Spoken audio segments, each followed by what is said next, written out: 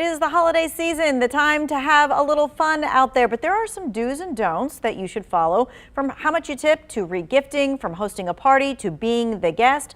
Culture and etiquette expert Sharon Schweitzer is here to answer your questions today, and all your texts are anonymous, so get out there and get that question in there. All you have to do is text us 336-379-5775. Remember, this is text only, so please don't call. All right, Sharon, first and foremost, let's start with honing our hearing. What happens when we have a bunch of people sitting around the table and the conversation goes awry?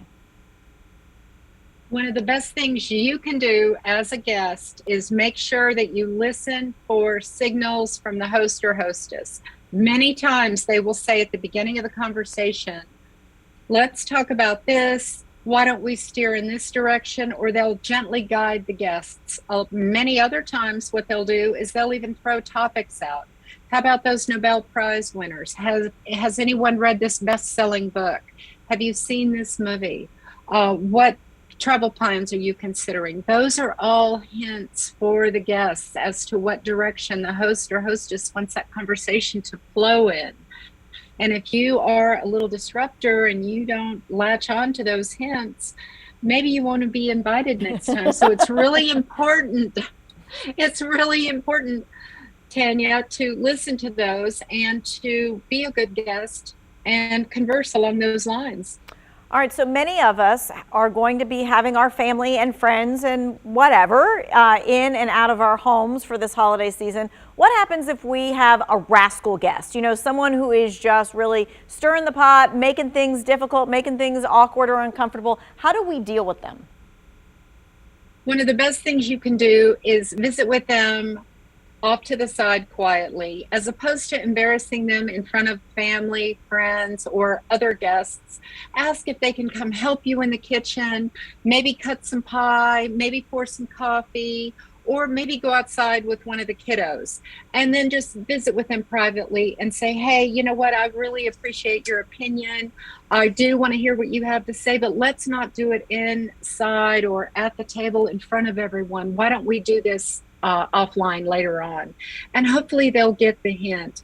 If not, then maybe you're going to want to be a little more pointed and ask them to have a conversation with you tomorrow privately and offer them coffee or water or something to maybe dilute the adult beverage they've been enjoying.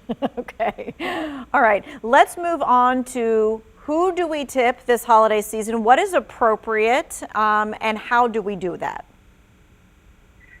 One of the most important things to remember whenever you are doing holiday tipping is January bills are unforgiving. So we want to stay within a budget. It's a good idea to make a list, prioritize who are those folks who have been the most loyal and the most important to you this year. Who are the ones that have helped your family, your parents, helped you, your children? Put those folks at the top of the list. Maybe walked your dog while you've worked. You've had to go back to the office. But make sure you prioritize and then make a decision based on your budget. That's how you do it. Don't ever outspend yourself. Don't ever tip more than you can afford. That's so crucial. That's the number one thing. And then number two, as you go down that list, make sure you check organizational policies, Tanya, because many times organizations will say, these are our rules. We don't let folks have cash. UPS, FedEx, the United States Postal Service, they have very strict guidelines.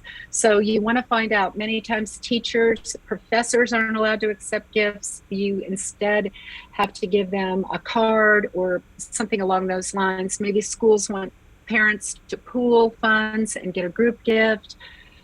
Really think about what you're doing and look at the rules and guidelines. Right, you'd hate to get somebody that you wanted to thank, get them in trouble for something. All right, let's talk about regifting, because we've all done it. And I don't even want to see you people out there saying, no, you didn't do it, not even once. Okay, so what are the rules for regifting? When you're regifting, you want to make sure, number one, that it is not a gift that has been used. It has not been opened. It has not been unwrapped, that the seal is unbroken on that gift, because if any of those things have been violated, you can't regift it. Number two, you want to regift in different circles. So if the gift has been given to you from someone at the office, you're going to regift to family. If it's a family gift, you're going to regift to friends. So you always regift in a different circle. And then you also want to make sure you regift appropriate things. You would not want to regift personal lingerie that maybe a spouse or a partner gave you. You wouldn't want to regift a personal fragrance that you really like and your spouse knows you really like. So there's certain gifts that are perfect for regifting and others not so much. Right, and if it was like inscripted or inscribed to you, you probably shouldn't regift that one either. Okay.